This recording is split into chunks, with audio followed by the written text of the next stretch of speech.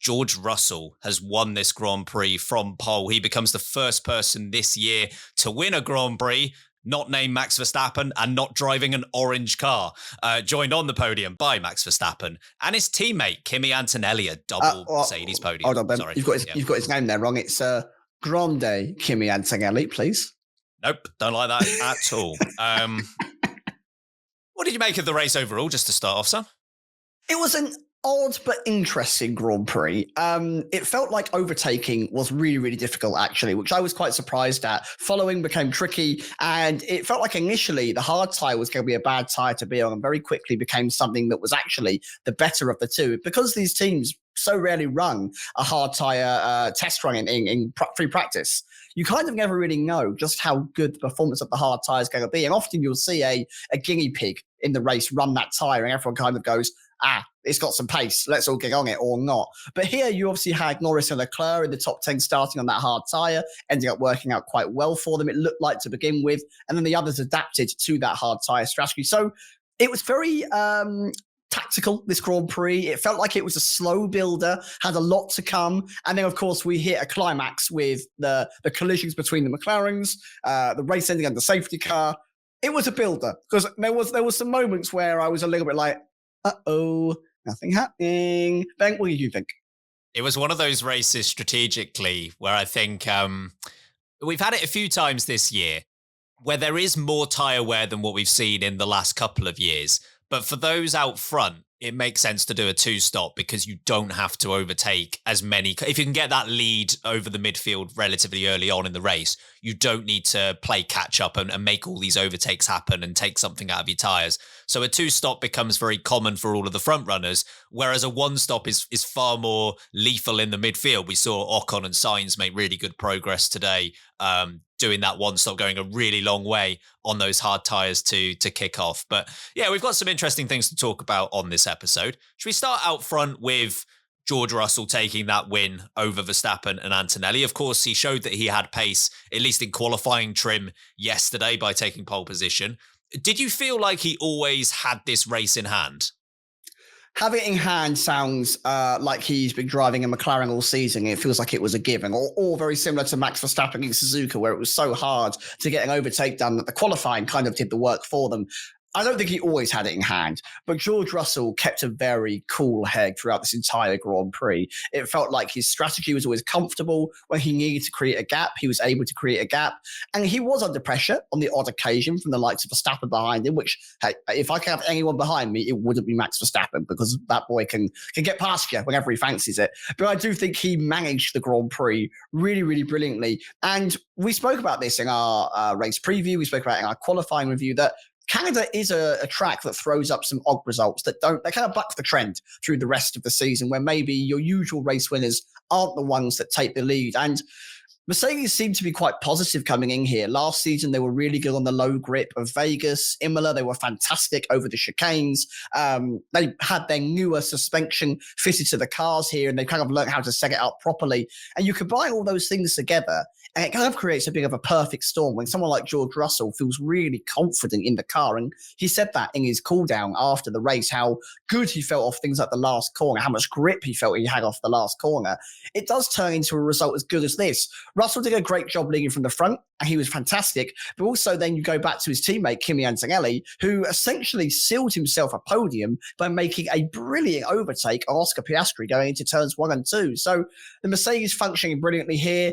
I'd be shocked if that continues onto the next races we've got coming up here. But yeah, a bit of a perfect storm for them. I think it allowed them to show that on the right day, that Mercedes can be a bit of a lethal package.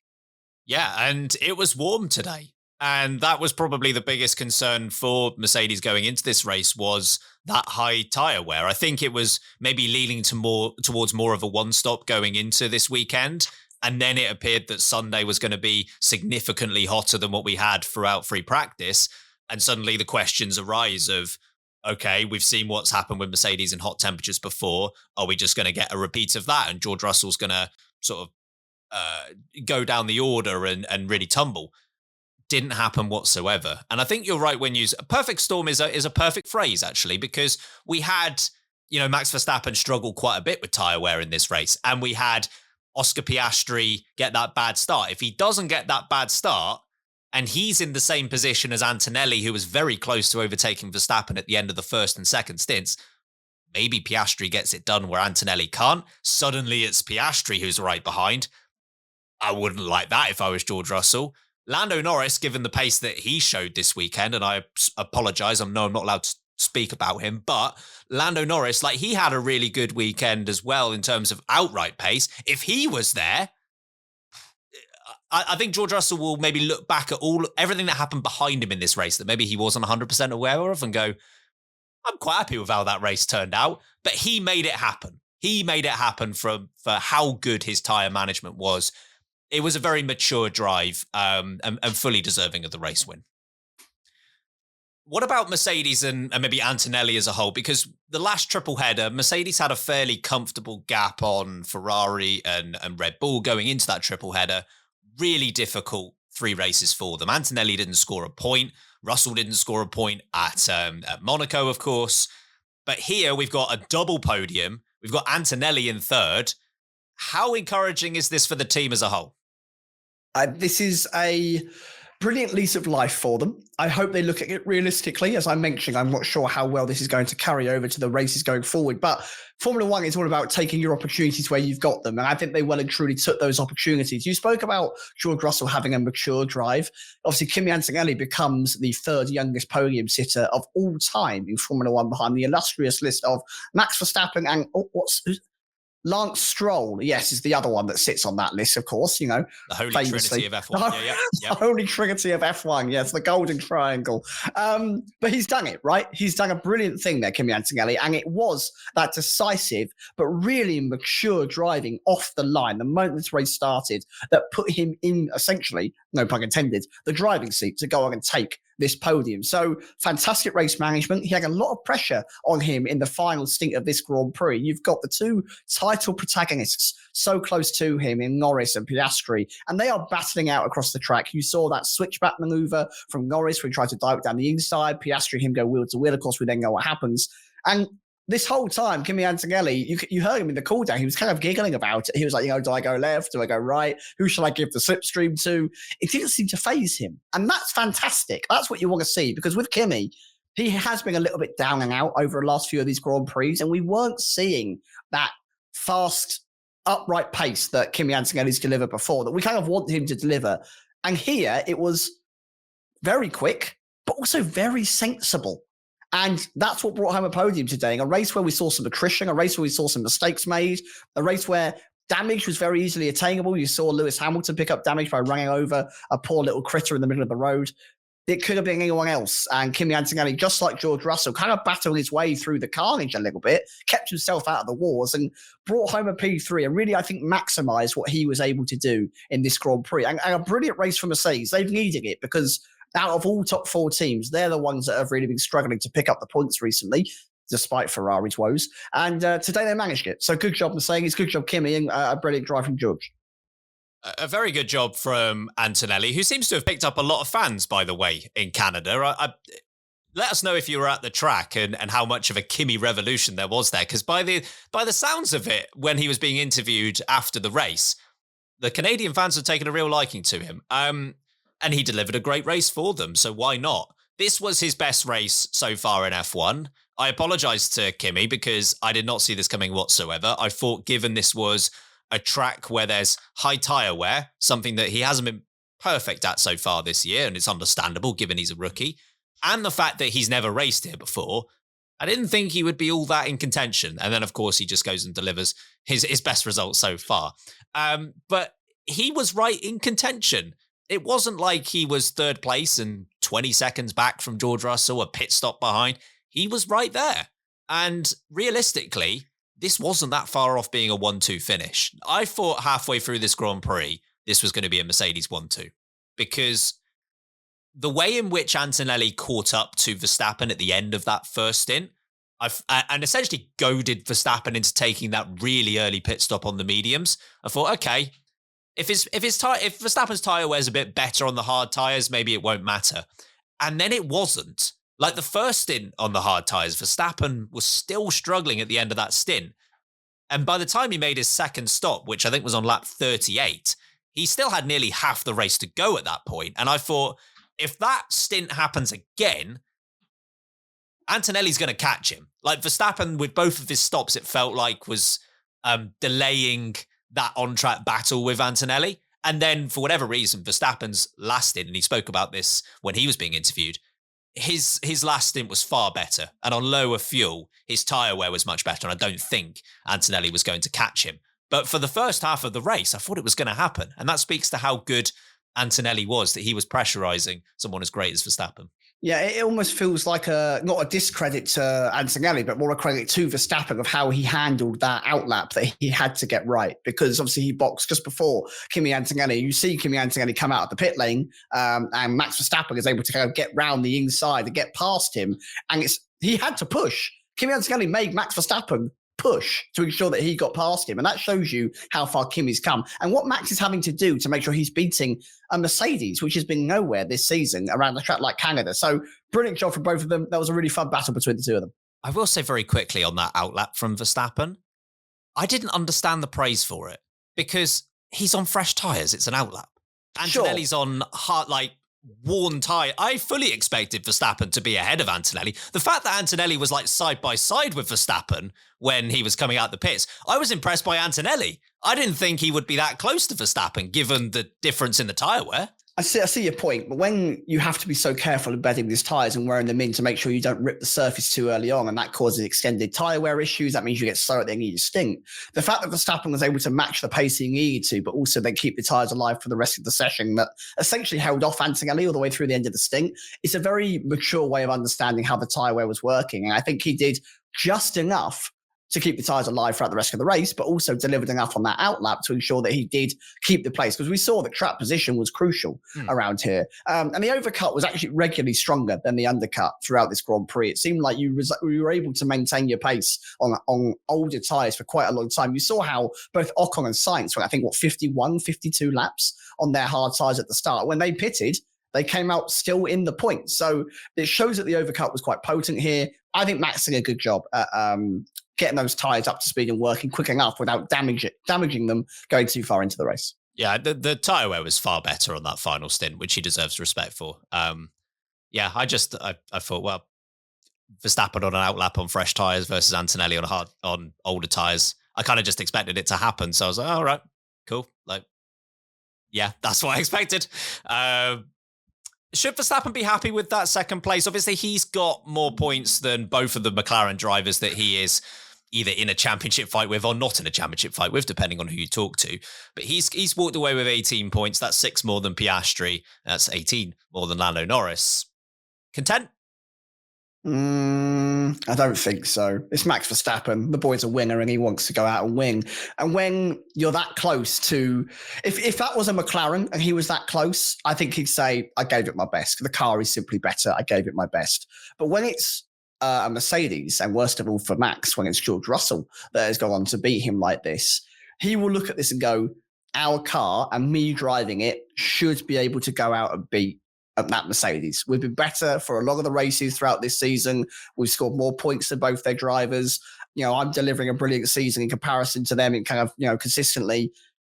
I should be beating them. I think he'll be happy with P2. He has beaten both of his McLaren rivals, but I do think this is a slightly missed opportunity for Max Verstappen to not go out there and pick up a win. As much as that car isn't perfect, it has got its problems. It isn't as good as what we've seen in the past few seasons. I think when an opportunity like this presents itself and it isn't the dominant car winning, Max Verstappen should have been the next guy taking the top spot. And it wasn't. It was George Russell.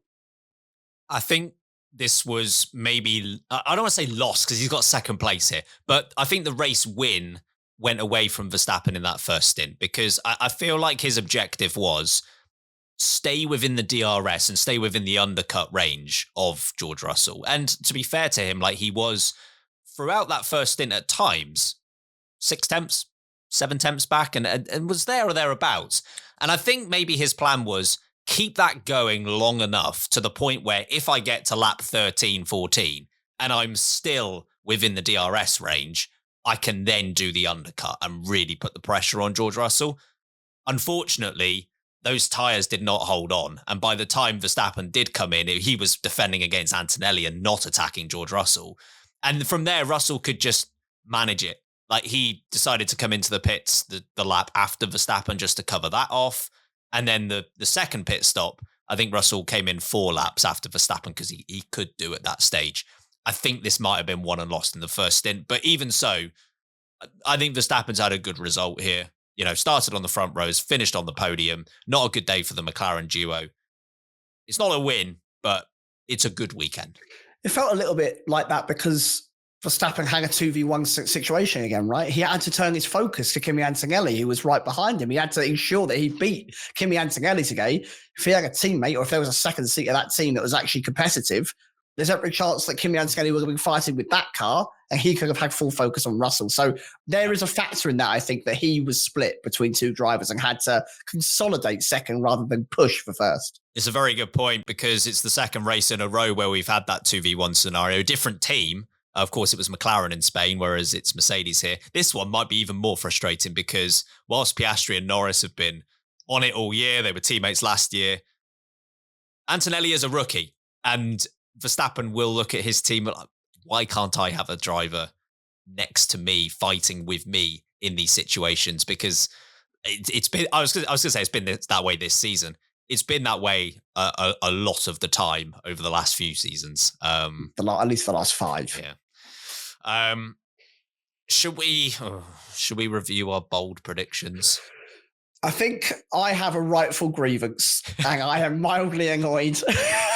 You know what? We'll come to yours last because yours is the funniest. My bold prediction is that we would have 3 safety cars. And you know what? There were 3 laps of a safety car, so... That smells like no points to me, Ben. Yeah, it was 1 safety car, not 3. Yeah, I should really find the details there. I didn't get mine right. Harry said that there would be 4 cars separated by 1/10 of a second at the top of the grid in qualifying. No, George Russell was quicker than that over the second place driver. So it wasn't close either. Sorry, Harry. No. But Sam. Yes. You weren't right, but you were certainly the closest to being right. You said that Lando Norris would bring it into the Wall of Champions at some point over the weekend. Now, there were 2 examples where I felt like I was almost right. His teammate put it into that exact wall, causing himself to have to go back to the pit lane, have a puncture due to it. And then he crashes into said teammate the wall after. The wall after. Literally, you can see it from one via the other. And that's the one he hits after his teammate. Now, I think I probably would have allowed myself to be wrong anyway if that ended up being the Wall of Champions because he hits Piastri first before he hits the wall. But yeah, wrong is wrong, I'm afraid. That's the rules. Yeah, good effort. But just 1 wall short. That's a new slogan. McLaren. Now, they weren't on course for their best day this season. In fact, they were on course for their worst day this season, with neither car set to finish on the podium, but both Oscar Piastri and Lando Norris putting pressure on Antonelli in third, having to go slightly different ways on the strategy based on Norris qualifying slightly out of position, but their races ended up coming back towards each other, and indeed their cars ended up going towards each other. We saw Lando Norris make a move on Oscar Piastri, going into the hairpin. Piastri fighting back out of the corner, side by side, all the way down the straight. Piastri on the inside of the last chicane, managing to get ahead, braking later. But Lando Norris keeping it in there until they are again almost side by side going down into turn 1. Lando Norris going for a move on the inside of the corner, very similar to what we've had before with Lewis Hamilton and Jenson Button. And there is an incident, finally, between the 2 McLaren drivers, with Lando Norris coming off far worse. He retired on the spot, so no points for him whatsoever. Piastri seemingly avoiding damage and held on to 4th place, but still just 12 points for the McLaren team. Not becoming of them, given how this season has gone so far. Let's start with the incident itself before we look at the race that brought them to that point, Sam. Did you view it the same way that Lando Norris did, which is that it was his fault? Yeah, 100%. I'm not going to beat around the bush. I think the internet has agreed it's entirely in agreement that Lando Norris is at fault for this one. I've just said this in our chat, but I want to read it out. Formula One world title, world champion Damon Hill has tweeted, "Oh dearie me, unnecessary." That is scathing. And that could be about anything. Yeah, the milk's gone off. I've gone to make a cup of tea and thought, oh dear. He might be talking about burning his toast. Like, could be anything. An unnecessary risk by me there. I've gone to the toilet. Damon. Oh, this has got a hill I want to die on. So anyway, my point here is, and you know what? I hold my hands up. You're right, Ben. You're going to get Sorry, the look from Kirsty. She's like, shut up. It's a very serious part. Man. Oh. It's a very serious part of the show. Everyone, composure. Yes. Let's be serious about this. When you're in a title fight, this is the kind of behavior that will cost you said title. This is where a teammate will come out on top and where that teammate has the composure. We've seen it time and time again. And I've been reluctant to be too critical on Lando. You know, we had a lot of races and there's a lot of races to come. And Piastri has been the more stern, the more composed so far this season. But this is a total unraveling. This is a total falling apart. And it is such a costly mistake. After race one, when Lando Norris went on to win in Australia and Oscar Piastri came home, was it for 4 points after a very costly mistake? 2 maybe. 2 points potentially. Yeah. He should not now be almost a race win clear of you by only the 10th Grand Prix this season. And this incident is almost wrapping up everything into one, puts all the story into one split second.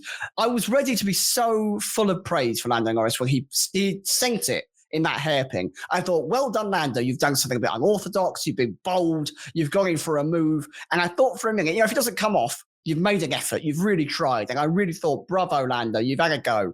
But this is silly, this is rash, and it's costly, and it reeks of a driver that is not going to win a world title. And I'm glad he put his hands up. I'm glad he put his hands up and he took onus of it. I'm glad that he was aware that it was his fault.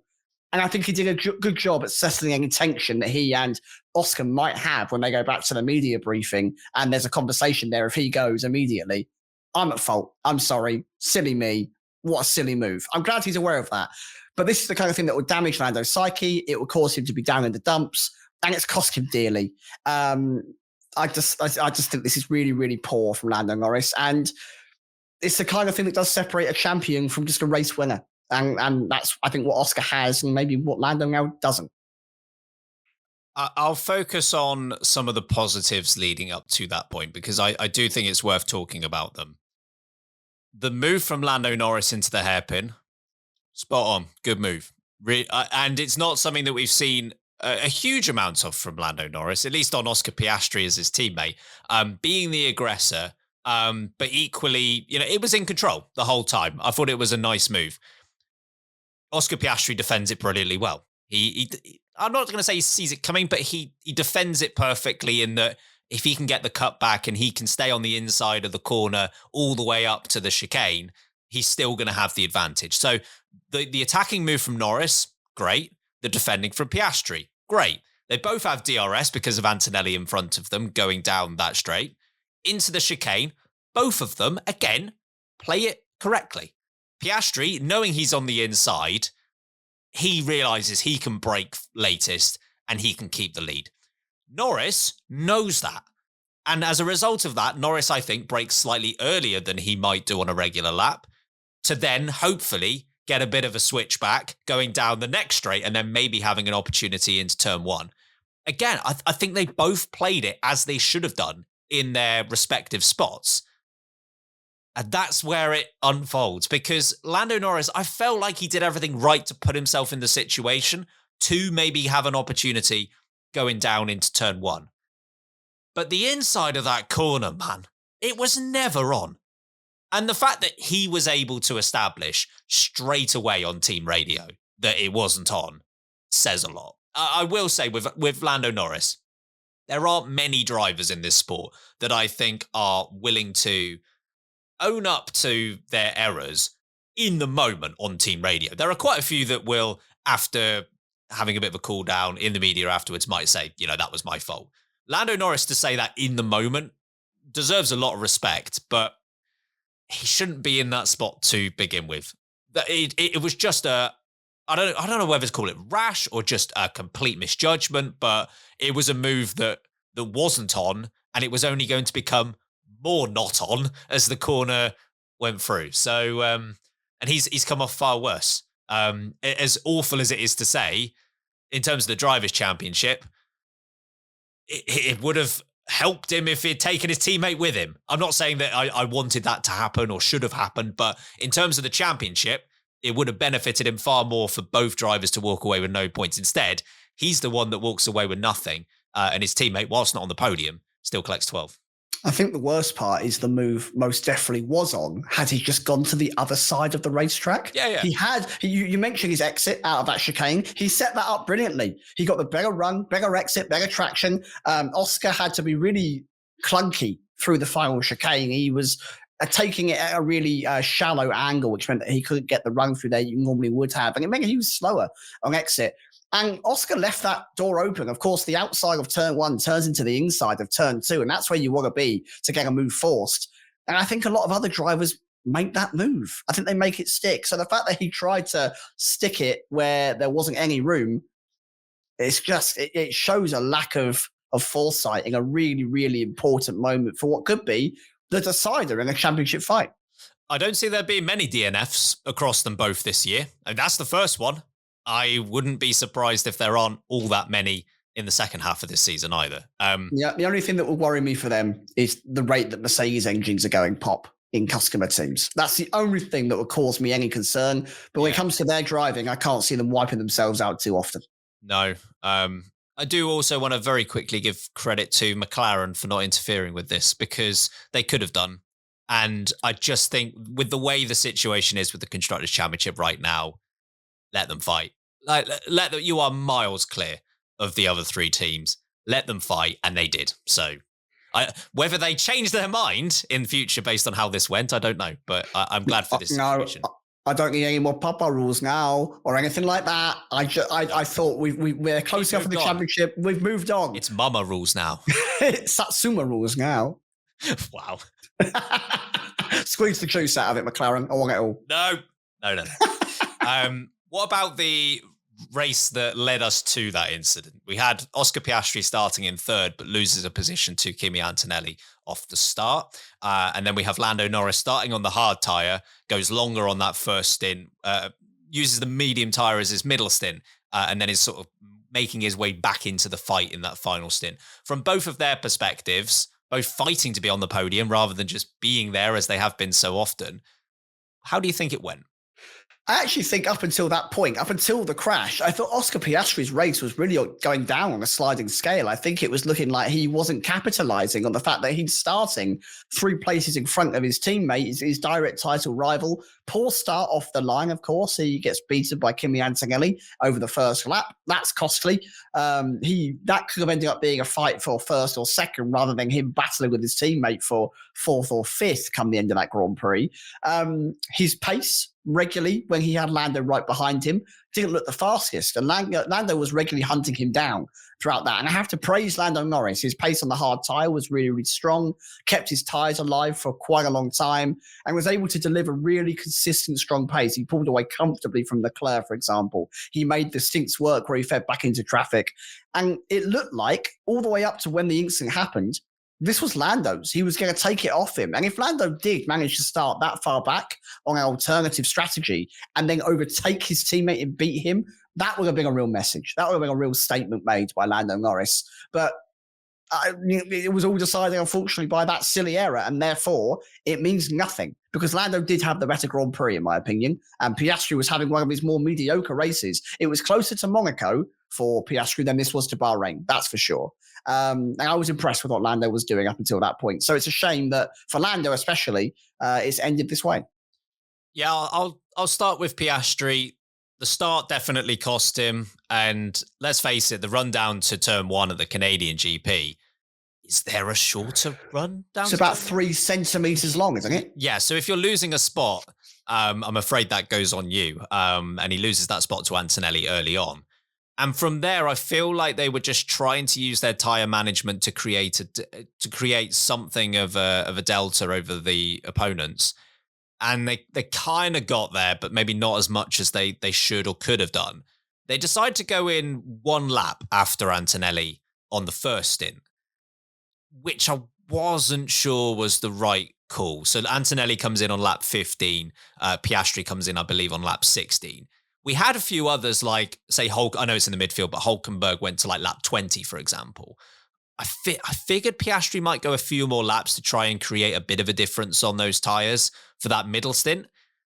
They didn't go for that. And then obviously on the final stint, that is when they really did create that tyre advantage by letting Piastri go 6 laps longer than Antonelli.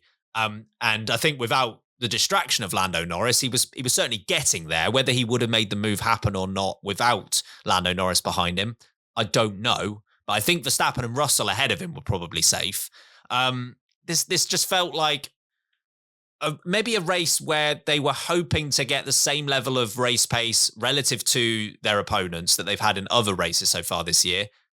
And it never quite arrived. Like, they still had a good car. Maybe they had the quickest car, but they didn't have the outright dominant best car. And that cost them based on where they were position-wise in this race. Lando Norris, I think he had the pace to win this one. I'm not sure. Him versus Russell, that would have been a very entertaining fight because he fought back from where he qualified. Despite being on that alternate strategy, going long on those hard tyres, he made the most of it.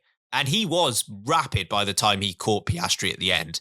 Given the field spread that you naturally see here and that first stint where Norris and Leclerc as well were becoming quite distant from the top 2 or 3, to then get back into that fight, hugely impressive. And as you say, hugely disappointing that it's resulted in nothing for him.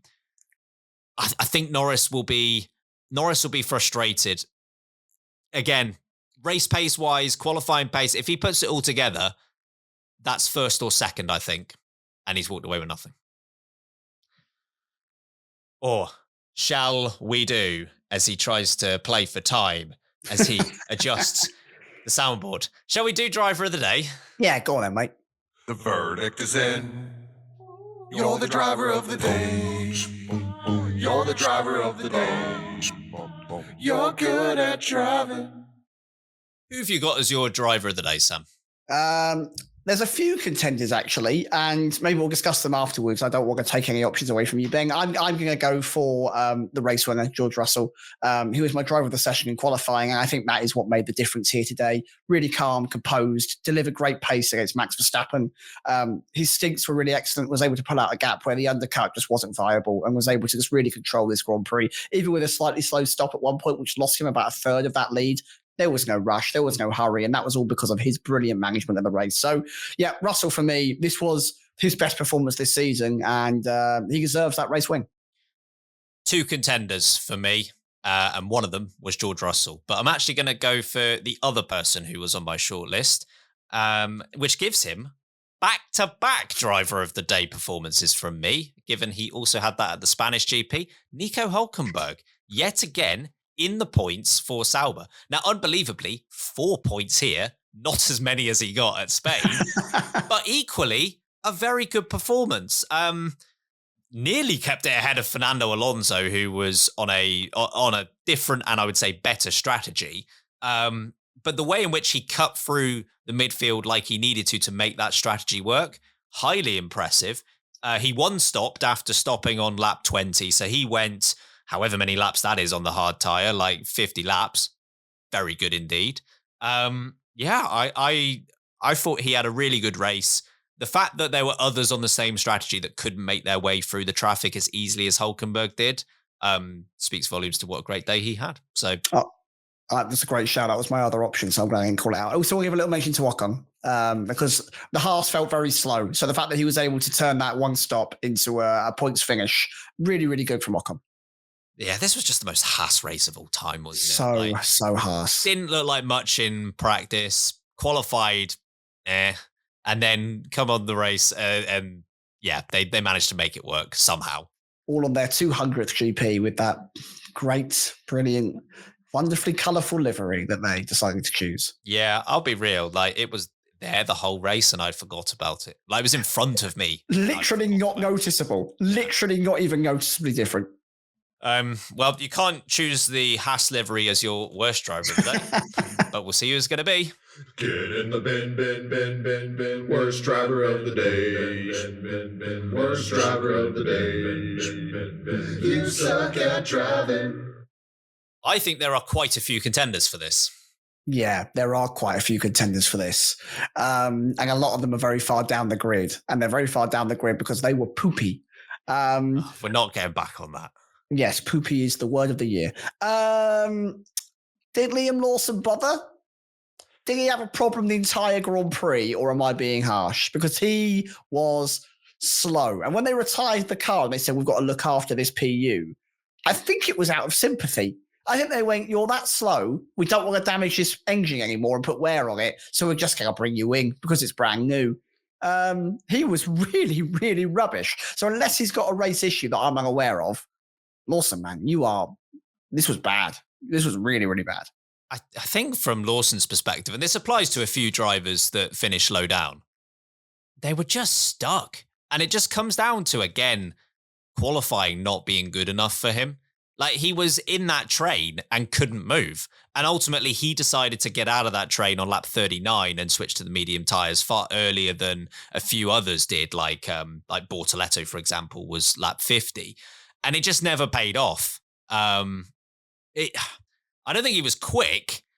He was just stuck. But we've seen this, like Imola, I think, was another example earlier this season where his race pace looked okay, but again, couldn't go anywhere. So it's just languishing outside the points. He was a contender for me. Going with his teammate. 3 big dooms. I think that's harsh, but fair enough.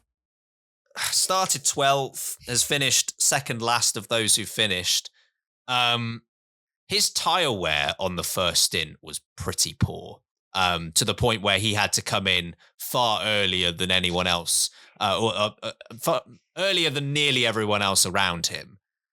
And then was seemingly struggling on the hard tyres late on as well. I don't know what happened between him and Behrman, because there was one point where he was close to Behrman, and then we turn around and he's like 4 seconds behind. So I'm not really certain what happened there. But then he lost pace, whereas Colapinto, who was on the same strategy as him, stayed ahead of Bortoletto and Gasly. Hadjar did not. This strategy, Hulkenberg made it work. He finished 8th. Hadjar's finished 16th. So I feel like that Racing Bull was pretty much the slowest car on the racetrack today. And he pitted early, yes.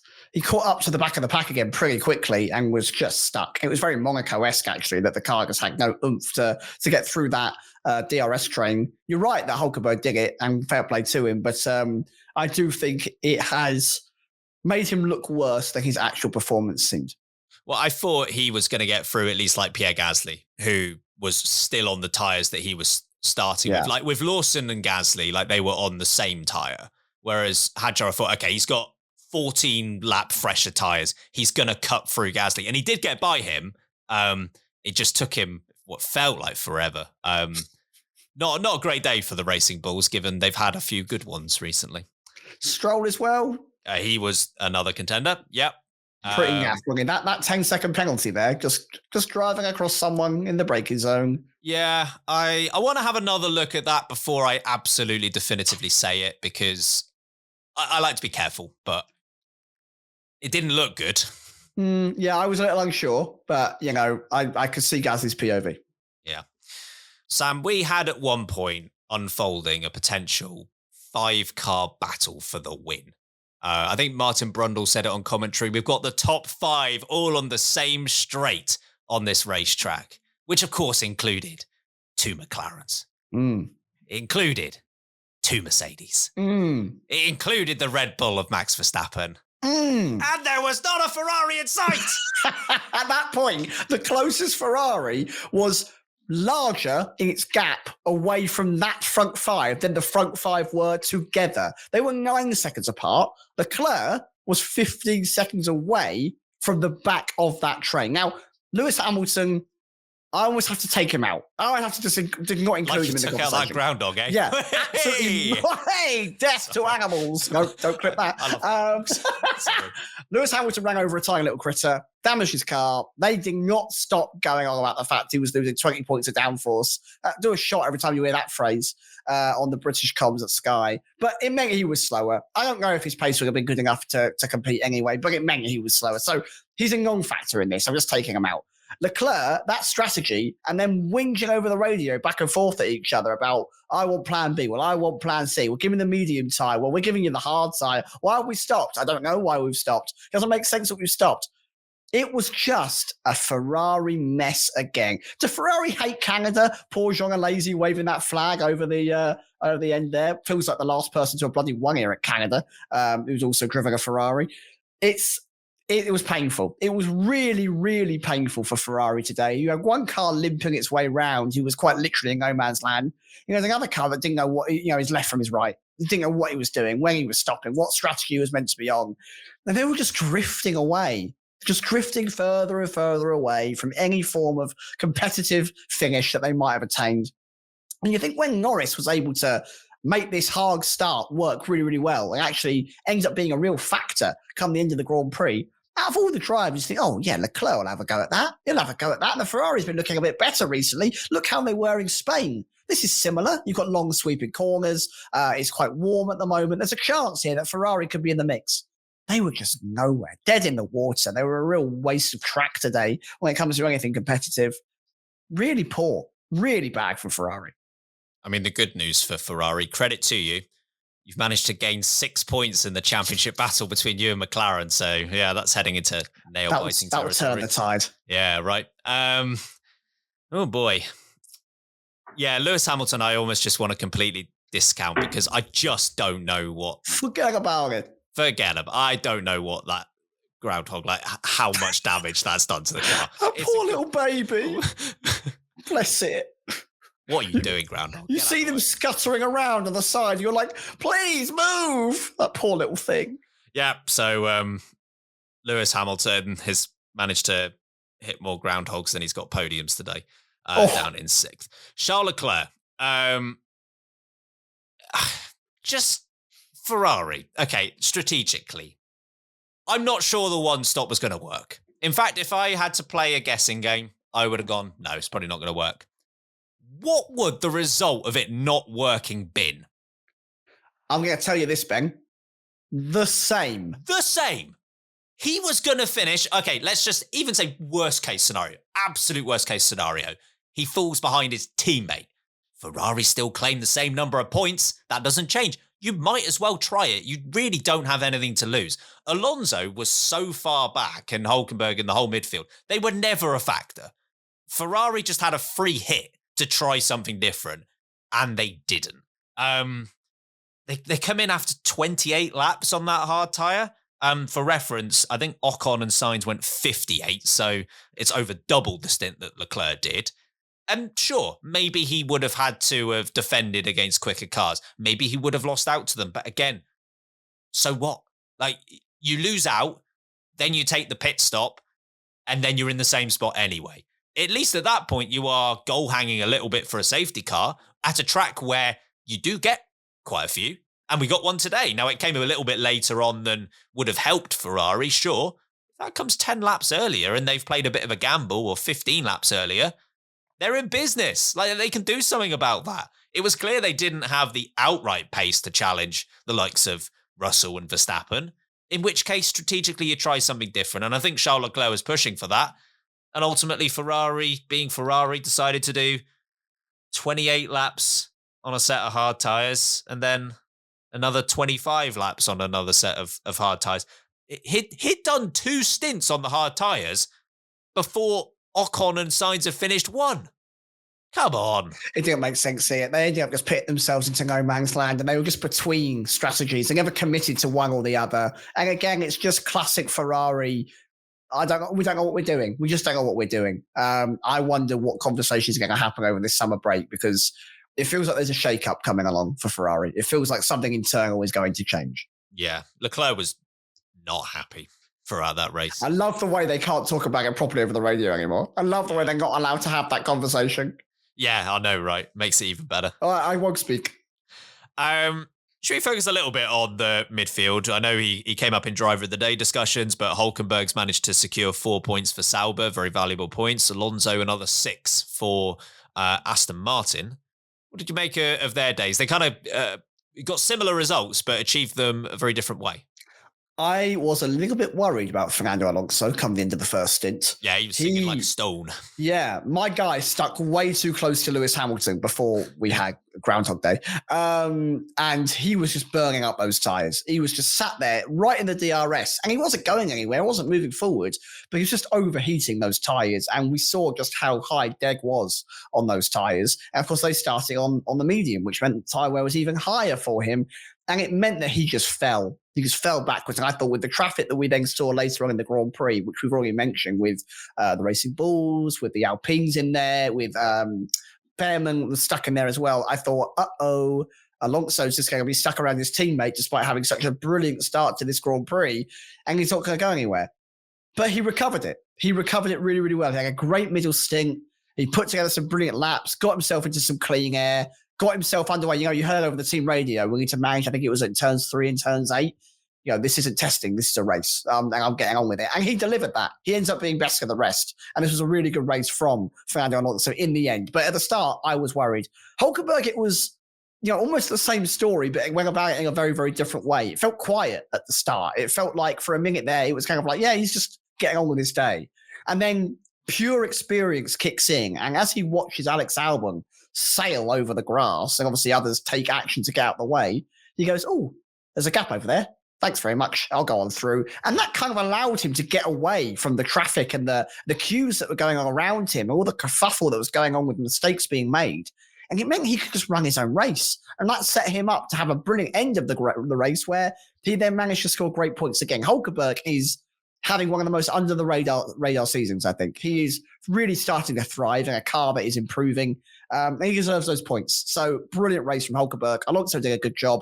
Well done from them. I'm not sure anyone else was challenging them for those spots today, who weren't in those best cars already. Yeah, it was very comfortable as well. Like those two were a long way clear of everyone else in the midfield. Hulkenberg, I've already given him praise via driver of the day, but just to say, yeah, Verstappen, his tyres were going off. Hadjar's tyres were going off. Alonso's tyres were going off. Hulkenberg, still at lap 20, looked pretty good. Like his pace, he was managing it well. He came in at the right time. And the hard tyre stint was very effective as well. Fernando Alonso, we're finally starting to see something from the Aston Martin, and therefore we're finally starting to see something from Alonso. He's still pretty good.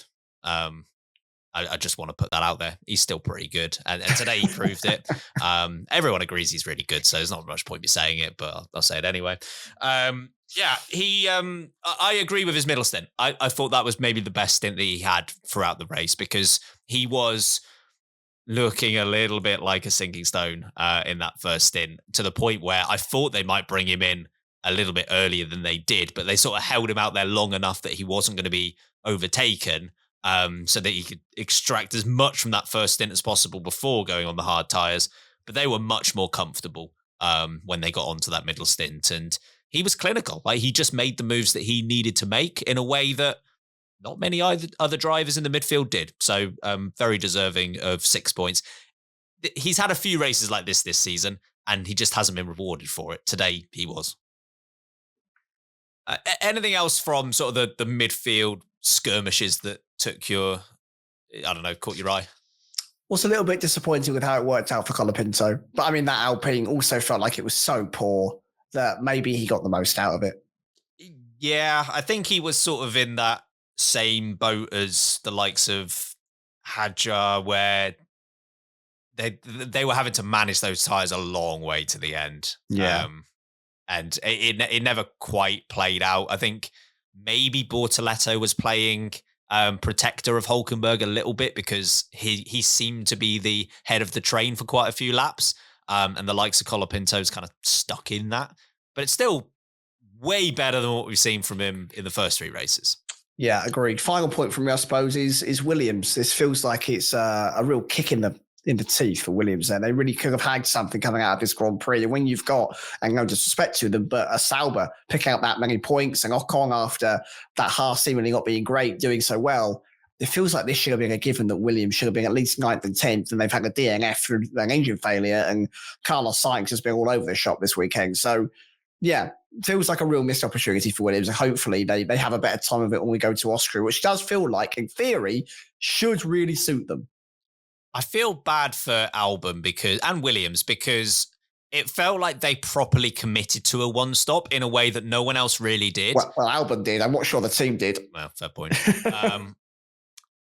But I feel like so many others did end up doing a one-stop, but it was more like they stumbled into it. Like they realized halfway through that, oh, actually, this is probably going to make more sense in terms of track position. Whereas they actually like committed to it, and it didn't pay off. I don't think it was going to work anyway. I think he probably would have finished maybe 11th. I don't think he was beating Ocon or Sainz on that strat. So, yeah, tough day for him. Carlos Sainz, obviously, qualifying and being impeded in qualifying really hurt him because I think he could have been on course for more points if he'd had a better starting spot.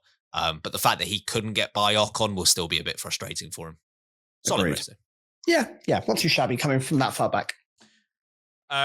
Shall we do Big Brain Strat? Bob, we're gonna need you to box for wets. What?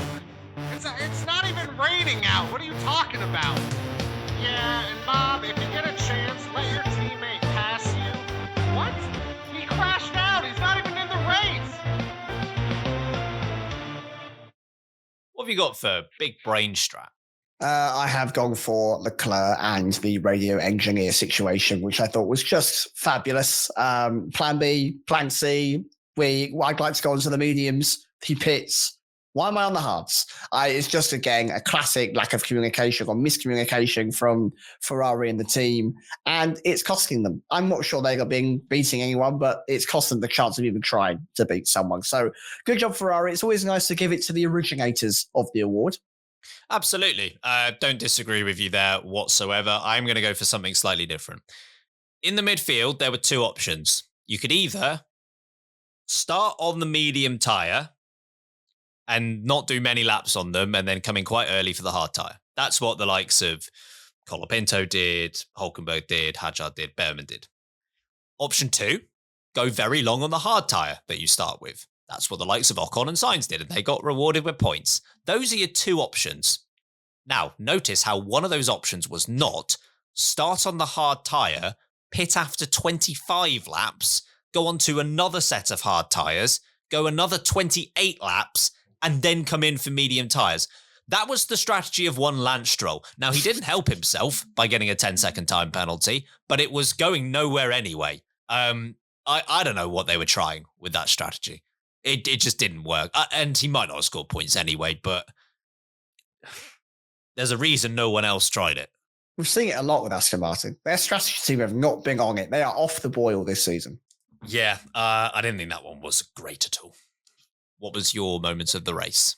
I don't get to do it as often as I would like anymore, but there's nothing like a good Toto impression. And so when you do get your first ever podium, what you want to be greeted with, of course, is, yeah, you are little Kimi, but now you are Grande Kimi. Good job, Grande Kimi. And that, I love that you couldn't even get the words out properly. You kind of think, have you thought this through? Did it sound better in your mind when you thought this was a good thing to say to someone over the team radio like that?